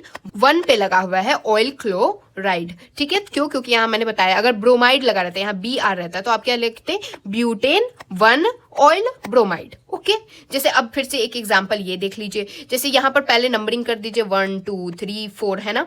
तो यहाँ पर देखिए, एक तो डबल बॉन्ड लगा है किस पे, 2 पे, है ना, और 3 पे लगा है ब्रोमो, और 1 पे लगा है क्या, ये टोटल जो है 1 पे क्या लगा है, ब्रोमाइड लगा है। तो ये क्लोराइड के लिए सेम ब्रोमाइड के लिए भी होता है, तो ये क्या एसिटाइल ब्रोमाइड लगा है। तो आप कैसे नाम देंगे, 3 पे ब्रोमो, तो 3 ब्रोमो। टोटल कितने कार्बन की चेन है, 4, तो ब्यूट। 2 पे लगा है इन, यानी 2 पे double bond in, and then 1 पे क्या लगा है, ब्रोमाइड, ऑयल ब्रोमाइड, जो ऑयल क्लोराइड वाला किए थे वैसे ऑयल ब्रोमाइड लगा देंगे। नाउ एनहाइड्राइड की बात करते हैं, तो एनहाइड्राइड कैसे बनता है, तो ये है RC डबल बॉन्ड OOH, ठीक है, और ये दूसरा वाला RC double bond OOH, water को निकालेंगे यानी H2O माइनस कर देंगे। आप इसको हटा के दोनों को जोड़ देंगे साथ में, तो दोनों को जब आप जोड़ेंगे तो एक एसिमेट्रिकल बन सकता है या सिमेट्रिकल बन सकता है। एसिमेट्रिकल क्या हो गया, जहां पर ये वाला R और ये वाला R सेम नहीं हुआ, और सिमेट्रिकल में क्या हुआ, ये वाला R और ये वाला R जो है वो सेम है। तो इसका कैसे नॉमेनक्लेचर करते हैं, तो वर्ड रूट लिखते हैं और फिर secondary suffix that is oic anhydride लगाते हैं। एनहाइड्राइड है तो इसका सफिक्स क्या लगता है, ओइक एनहाइड्राइड सफिक्स लगता है। इसको और आसानी से समझने के लिए यहां देखिए, सिमेट्रिकल की पहले बात करते हैं। तो सिमेट्रिकल में क्या होगा कि दोनों चीजें सेम होगी जिसको आप जोड़ेंगे, जैसे इथेनोइक एसिड और इथेनोइक एसिड को हम जोड़ रहे हैं, तो उसके बाद जोड़ने के लिए हम क्या करेंगे, -H2O करेंगे आप। तो यहां देखिए H2 हट जाएगा और ऑक्सीजन हट जाएगा, फिर साथ में दोनों को, ये वाले पार्ट को जोड़ दीजिए। जब साथ जोड़ेंगे ना तो इसका नाम क्या रखेंगे ना, जिन दो चीजों से बना है ना वही ओइक एनहाइड्राइड कर देंगे। तो ये इथेनोइक एसिड था, ये इथेनोइक एसिड था, जो बनेगा H2O निकाल के क्या बनेगा, इथेनोइक एनहाइड्राइड बन जाएगा। और साथ में H2O आपने निकालना है तो H2O निकल जाएगा। जैसे अब देखिए, अगर कोई पूछे कि बताइए ये क्या है, तो ये आप खुद इसको तोड़ दीजिए, ठीक है। एक बार आप इसको तोड़ दिए तो ये वाला पार्ट क्या बन गया, ये वाला पार्ट बन गया ब्यूटेनोइक एसिड, और दूसरा वाला भी पार्ट बन रहा है ब्यूटेनोइक एसिड। तो जो शुरुआत वाला पार्ट होगा वो क्या है, अगर कोई पूछे तो वो क्या हो जाएगा, ब्यूटेनोइक एसिड बना रहा है दोनों, तो इसका मतलब ये क्या हो जाएगा, ब्यूटेनोइक एनहाइड्राइड हो जाएगा। तो बहुत आसान है। सिमेट्री के लिए जो दो चीजों से मिलके बन रहा है ना, उन दो चीजों के आगे क्या लगा देंगे आप, एनहाइड्राइड बस लगा देंगे। जैसे यहाँ इथेनोइक एसिड और इथेनोइक एसिड में से वाटर हटा के इथेनोइक एनहाइड्राइड बन जाता है। ये सिमेट्रिकल का केस है, जहां दोनों जो चीजें जुड़ रही हैं वो सेम होती है। ये अनसिमेट्रिकल में क्या होता है ना, कि ये जो चीजें होती है ना वो अलग अलग होती है। जैसे प्रोपेनोइक एसिड और इथेनोइक एसिड जुड़ रहा है, तो इससे कैसे पता चलेगा, सेम आप ये हटाइए, ये वाला पार्ट क्या बन रहा है, ये वाला पार्ट है प्रोपेनोइक एसिड, ये वाला पार्ट क्या बन रहा है, ये है इथेनोइक एसिड। तो इसका मतलब इसका नाम क्या होगा, इथेनोइक प्रोपेनोइक एसिड। तो यहाँ पर क्या होता है, नेमिंग अल्फाबेटिकली होता है। जैसे ई पहले आता है, पी बाद में आता है, तो ई वाला पहले लिखेंगे, यानी इथेनोइक, और फिर ये प्रोपेनोइक एनहाइड्राइड हो जाएगा इसका नाम, ठीक है। तो बहुत आसान है। सिमेट्री के लिए क्या करेंगे, जिन दो चीजों से बना है उनमें से एक वाला उठा के इथेनोइक एनहाइड्राइड लगा देंगे, और अनसिमेट्रिकली के लिए जो दो चीजों से बना है, जैसे यहाँ प्रोपेनोइक और इथेनोइक से बना है, तो आप क्या करेंगे, अल्फाबेटिकली प्रेफरेंस देंगे। ई है, यहाँ पी है, तो ई वाला पहले आएगा, तो यानी इथेनोइक प्रोपेनोइक एनहाइड्राइड लगा देंगे। यहाँ नेमिंग किससे होगी, अल्फाबेटिकली होगी। ओके नाउ, जैसे यहाँ पर देखिए ये है आपका एक कंपाउंड, तो इसका क्या नाम होगा, तो जब आप यहाँ O वाले बॉन्ड्स को तोड़ेंगे तो ये वाला जो चीज होगा ये क्या है, इथेनोइक एसिड है, और ये वाला जो चीज बन रहा है ये क्या है, 3 मिथाइल ब्यूट 3 इथेनोइक एसिड है। ये वाले स्ट्रक्चर का क्या नाम हो जाएगा, तो ये हो जाएगा, ये अल्फाबेटिक प्रेफरेंस देखिए, 3 मिथाइल ब्यूट 3 इनोइक इथेनोइक एनहाइड्राइड, बस लास्ट में एनहाइड्राइड लगाना है। ये वाले एसिड्स को हटा दीजिएगा और जो बच रहा है अल्फाबेटिक प्रेफरेंस देखिए, ये वाले कंपाउंड का नाम आ जाएगा। तो आपको एनहाइड्राइड के लिए तो बिल्कुल ही समझ आ जाना चाहिए। अब दो चेन टर्मिनेटिंग ग्रुप अगर डायरेक्टली अटैच्ड होते सेम कार्बन चेन से, तो वहां पर जो डेरिवेटिव होता है एल्केन का, वो कैसे हम लोग सेकेंडरी सफिक्स के रूप में हम लोग लेते हैं। जैसे कि यहाँ देखिए, यहाँ पर है हमारा पेरेंट कार्बन चेन, इसका नंबरिंग कीजिए 1 2 3 4 5 एंड देन 6। तो यहाँ पर देखिए टोटल कितने कार्बन का है ये चेन, 6 कार्बन का, यानी हेक्सेन है ना, सिंगल बॉन्ड है इसलिए हम लोग एन लगा दे रहे हैं। इस पे सेकंड पे CHO लगा है, थर्ड पे CHO लगा है और फोर्थ पे CHO लगा है, तो 2, 3, 4 ट्राई कार्ब एल्डिहाइड हो जाएगा। तो कार्ब एल्डिहाइड ये क्या है, हम लोग सेकेंडरी सफिक्स के रूप में इसको, अगर चेन टर्मिनेटिंग ग्रुप मोर देन 2 अगर लगा रहता है तो इसको सेकेंडरी सफिक्स के रूप में हम लिखते हैं। अब देखिए चेन टर्मिनेटिंग फंक्शनल ग्रुप जान लीजिए क्या क्या है। एक है ये कार्बोक्सिलिक एसिड, कार्बोनिक क्लोराइड, एक है कार्बोक्सएमाइड, एक है कार्बोनाइट्राइड, ये सारे स्ट्रक्चर्स देख लीजिए। कार्ब एल्डिहाइड ये क्या है, कार्बोक्सिलेट। तो अभी तक जो भी हम लोग पढ़ रहे थे वो सारे हम लोग फंक्शनल ग्रुप पढ़ लिए। अब आप पूछेंगे कि अगर किसी एक मॉलिक्यूल के अंदर more than 1 type of functional group present होंगे तो क्या होगा। तो जैसे आप यहां देख सकते हैं, ये है हमारा एक चेन जिसमें आप देख सकते हैं बहुत सारे फंक्शनल ग्रुप्स प्रेजेंट हैं। तो इसमें प्रायोरिटी ऑर्डर चुनते हैं, यानी कि जो यहां सबसे मेन होगा उसको हम लोग मेन रखते हैं, that is principal functional group रखते हैं, और बाकी सारे जो चीजें होती हैं उनको हम लोग एज अ सब्स्टिट्यूएंट रखते हैं। अब आप बोलेंगे इसको आपने अपनी मर्जी से प्रिंसिपल फंक्शनल ग्रुप चुन लिया क्या, तो नहीं, इसका भी एक ऑर्डर होता है। प्रायोरिटी ऑर्डर के डिसाइड करने के लिए कौन सा फंक्शनल ग्रुप चुना जाएगा। तो सबसे पहले आता है कार्बोक्सिलिक एसिड, फिर एनहाइड्राइड, फिर ईस्टर, फिर एसिड क्लोराइड, फिर अमाइड, फिर नाइट्राइड, फिर आइसोनाइट्राइड, फिर एल्डिहाइड, फिर कीटोन, फिर alcohol, then amine and then double, triple and तब सब्स्टिट्यूएंट्स आते हैं प्रायोरिटी ऑर्डर में। तो यहाँ पर देखिए, जब यहाँ था तो यहाँ हाइड्रोक्सी था, यहाँ ऑक्सो था, यहाँ अमीन था। तो यहाँ प्रिंसिपल फंक्शनल ग्रुप हमने सबसे ज्यादा किसका होता है, कार्बो कार्बोक्सिलिक एसिड जहां होगा वहां पर उसका रुतबा दिखेगा। तो यहाँ पर हमने इसीलिए कार्बोक्सिलिक एसिड को माना है। तो ये है प्रायोरिटी ऑर्डर जो डिसाइड करता है कि कौन सा चीज होगा आपका प्रिंसिपल फंक्शनल ग्रुप। क्या होता है ना कि प्रिंसिपल फंक्शनल ग्रुप है हमारा, ठीक है, ये है हमारा सब्स्टिट्यूएंट। तो ये जो था पहले जब ये अकेला कभी आता था तो इसका रुतबा चलता था, OH का रुतबा चलता था, अमाइन का रुतबा चलता था, ऑक्सो का रुतबा चलता था। लेकिन अब इसको इस प्रिंसिपल फंक्शनल ग्रुप के आने से ये सब्स्टिट्यूएंट बन गया, यानी इसके नीचे दब के रह गया। तो इसका नाम, ये अपना नाम भी बदल लेता है। जो हमारा कार्बोक्सिलिक एसिड होता है ना उसको हम लोग कार्बोक्सिल बोलते हैं। यहाँ पर फॉर्माइल इसको कहते हैं और इसको ऑक्सो या कीटो बोलते हैं। जो हम लोग यहाँ पर अभी मैं आपको बता रही थी ऑक्सो कैसे आया था। फंक्शनल ग्रुप अगर सब्स्टिट्यूएंट के रूप में होता है तो इसको इस तरीके से नाम बदल जाता है। अब आप ये जहां देखेंगे उसको क्या बोलेंगे, हाइड्रोक्सी बोलेंगे। ये अमीन है लेकिन आप ये जहां देखेंगे उसको क्या बोलेंगे, अमीनो बोलेंगे। ये इसको हम लोग क्लोरोकार्बोनिल बोलेंगे आप जहां देखेंगे, अगर एज अ सब्स्टिट्यूएंट हम इसको कंसिडर करेंगे, ठीक है। इसको क्या बोलेंगे, अमीनो कार्बोक्सिल बोलेंगे। इसको क्या बोलेंगे, एल्कोक्सी कार्बोक्सिल बोलेंगे और इसको एल्कोक्सी बोलते हैं। अब बात करते हैं साइक्लिक कंपाउंड्स की। तो साइक्लिक कंपाउंड्स बहुत आसान है, बस नाम में प्रीफिक्स में क्या लगता है, साइक्लो लगता है। तो substituent then cyclo and then parent name. नहीं समझ आया, चलिए समझाती हूँ। देखिए साइक्लो जो है ना उसको अल्फाबेटिकली प्रेफरेंस में हम लोग जो सी होता है उसको अल्फाबेटिक प्रेफरेंस में लेते हैं और सारे रूल्स सेम होते हैं। देखिए साइक्लो में क्या होगा, आपको कोई चीज जहां से शुरुआत हुई है वहां एंड होते हुए एक साइकिल बनते हुए दिखेगी। जैसे आप यहां देख सकते हैं तो ये साइकिल बन रही है। इसके कार्बन गिनिए 1 2 एंड देन 3 और 1 पे क्या लगा है, ब्रोमो लगा है। तो इसका क्या नाम होगा, 1 पे ब्रोमो, ठीक है, 1 ब्रोमो।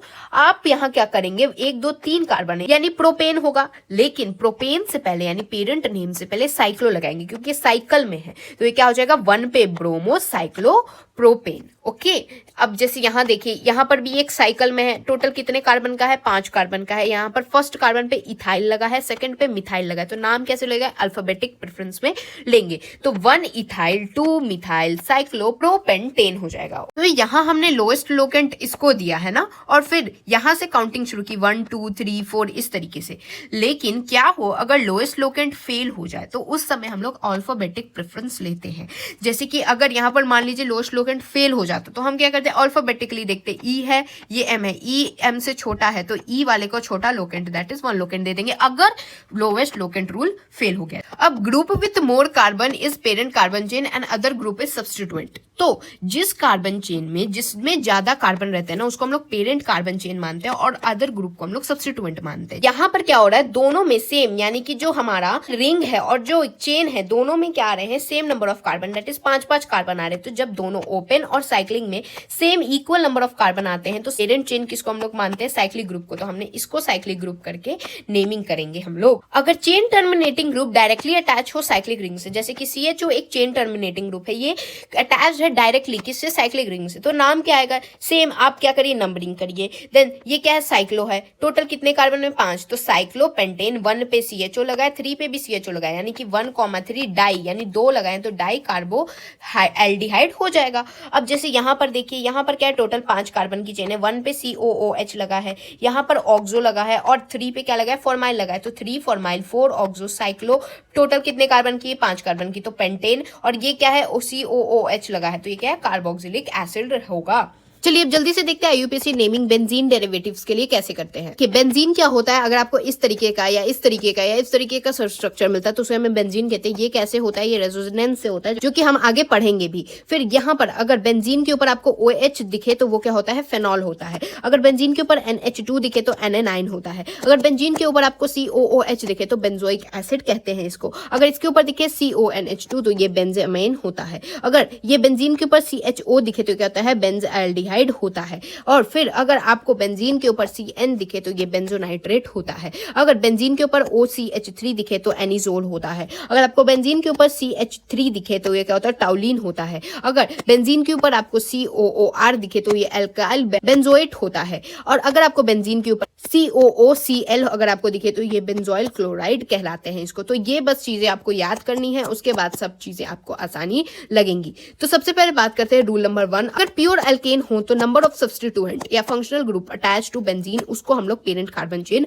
मानते हैं। ठीक है, तो ये देखिए ये है हमारा बेंजीन। तो हम क्या करते हैं ना कि वो इस पे 1 है, ये यहाँ 2 है, तो जब आप नेमिंग या नंबरिंग करिए 1 2 3 4 5 6 इस तरीके से, तो यहाँ 1 है तो 1 पे क्या लगा है, इथाइल लगा है, 2 पे भी क्या लगा है, इथाइल लगा, तो इसका नाम क्या देंगे 1,1 डाई इथाइल, डाई 2 बार है, डाई इथाइल बेंजीन कहेंगे। फिर रूल नंबर 2 आता है जहां पर प्योर एल्केन नहीं अटैच है बेंजीन से, तो बेंजीन जो सब्स्टिट्यूएंट होता है ना उसको हम लोग फेनाइल कहते हैं। तो फेनाइल क्या होता है, ये वाले स्ट्रक्चर को बेंजीन के ऊपर अगर एक ऐसा लाइन आप देख रहे हैं ना, तो इसको हम लोग फेनाइल स्ट्रक्चर कहते हैं। तो अगर आपको प्योरली चीजें नहीं दिख रही है, जैसे यहाँ पर आपको प्योरली अल्केन्स दिख रहा था, लेकिन यहाँ देखिए यहाँ प्योर अल्केन नहीं है, यहाँ पर क्लोरीन लगा हुआ है, और तो इसको क्या करते हैं ना हम लोग सब्स्टिट्यूएंट मानते हैं। और ये वाला क्या कहते हैं, सब्स्टिट्यूएंट, ये वाला जो आप रेड पार्ट देख रहे हैं इसको क्या बोलेंगे, सब्स्टिट्यूएंट मानेंगे। और ये क्या है, फेनाइल, ये फेनाइल का स्ट्रक्चर कहते हैं, इसको फेनाइल मान के चीजें को आगे बढ़ाते हैं। तो ये वाले को मान लेंगे हम लोग पेरेंट कार्बन चेन। तो इसका जब नंबरिंग करेंगे तो 1 2 3 4 5, तो क्या हो जाएगा 1 पे क्लोरो, तो यानी 1 क्लोरो, 3 पे क्या लगा है, फिनाइल लगा है, क्योंकि हम लोग यहाँ पर बेंजीन को अब सब्स्टिट्यूएंट मानेंगे अगर आपको प्योरली अल्केन्स नहीं दिया हो तो। और टोटल पेरेंट चेन कितने कार्बन का है, 5 कार्बन का है, तो 3 फेनाइल पेंटेन हो जाएगा।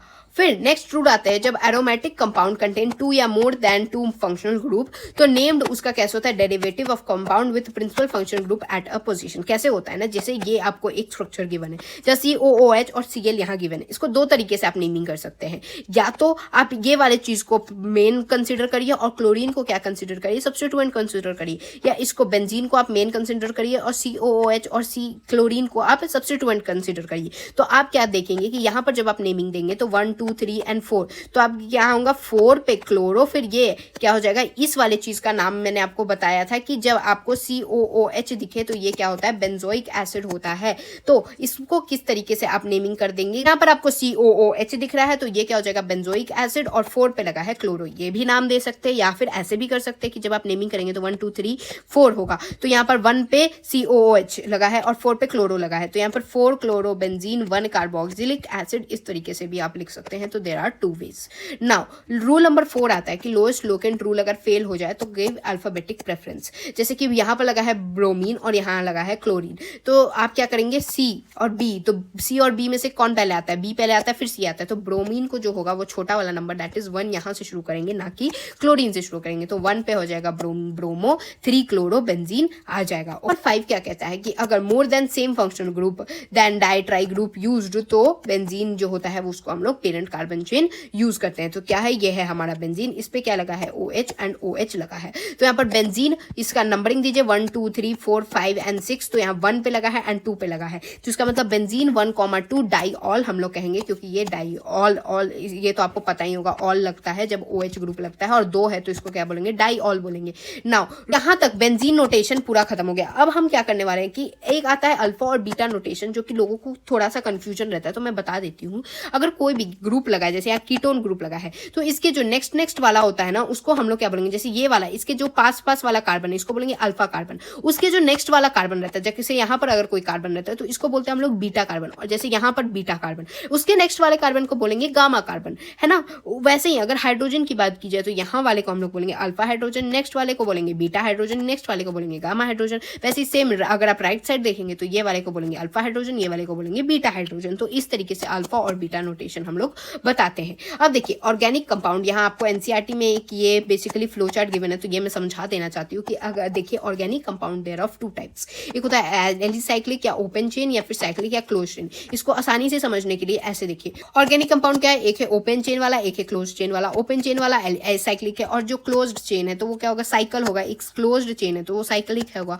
नाउ ओपन चेन की अगर हम बात करें तो ओपन चेन वाला होता है एक सैचुरेटेड, एक अनसैचुरेटेड। सैचुरेटेड जैसे एल्केन्स, सैचुरेटेड में क्या होगा, सिंगल बॉन्ड होगा। अनसैचुरेटेड में क्या होगा, डबल या ट्रिपल बॉन्ड आ जाता है, जैसे एल्कीन्स, एल्काइंस या डाइईन या ट्राइईन। डाइईन क्या हो गया, इस तरीके से 2 बार है और इस तरीके से 3 बार है, तो ये क्या हो गया डाइईन, ट्राइईन। ये सब क्या होते हैं, अनसैचुरेटेड में आते हैं। अब क्लोज्ड चेन साइक्लिक की बात की जाए, क्लोज्ड चेन साइक्लिक जो होता है उसमें एक होमोसाइक्लिक, एक हेटेरोसाइक्लिक। होमो में भी होता है एक एलिसाइक्लिक होता है एरोमेटिक, और हेटेरोसाइक्लिक में भी एक एलिसाइक्लिक और एक एरोमेटिक होता है। ये सब चीजें और आगे हम डिटेल में पढ़ेंगे, यही चीजें यहाँ पर भी गिवन थी। अब देखिए बात करते हैं होमोलोगस सीरीज क्या होती है। तो होमोलोगस सीरीज होती है जहां पर जनरल मॉलिक्यूलर फॉर्मूला जो होता है वो सेम होता है। जैसे कि जनरल मॉलिक्यूलर फॉर्मूला अल्केन्स के लिए क्या होता है, CnH2n प्लस में 2, सेम फंक्शनल ग्रुप होना चाहिए, फिर सेम डिग्री ऑफ अनसैचुरेशन होना चाहिए, और कंसेक्यूटिव जो यूनिट्स होते हैं वो सेपरेट से होने चाहिए। CH2 यूनिट से सेपरेट होने चाहिए। यानी कि जैसे मान लीजिए कि CH4 है, तो जो नेक्स्ट वाला चीज होगा ना वो क्या आएगा, वो C2H6 आएगा। तो यहाँ पर अगर आप C2H6 में से CH4 माइनस करेंगे तो CH2 का डिफरेंस आता है। तो कोई ये दोनों क्या हो जाएंगे, होमोलोगस सीरीज हो जाएंगे। तो और इसका हर मेंबर जो होता है ना उसको हम लोग होमोलॉग्यू कहते हैं। अगली वीडियो में अब हम जनरल ऑर्गेनिक केमिस्ट्री बिल्कुल हेड टू टो कंप्लीट करेंगे। तो ये हो गया आपका chapter. I hope you guys understood. तो meet you guys in the next video. तब तक के लिए थैंक्स फॉर वॉचिंग। जय हिंद एवरीवन।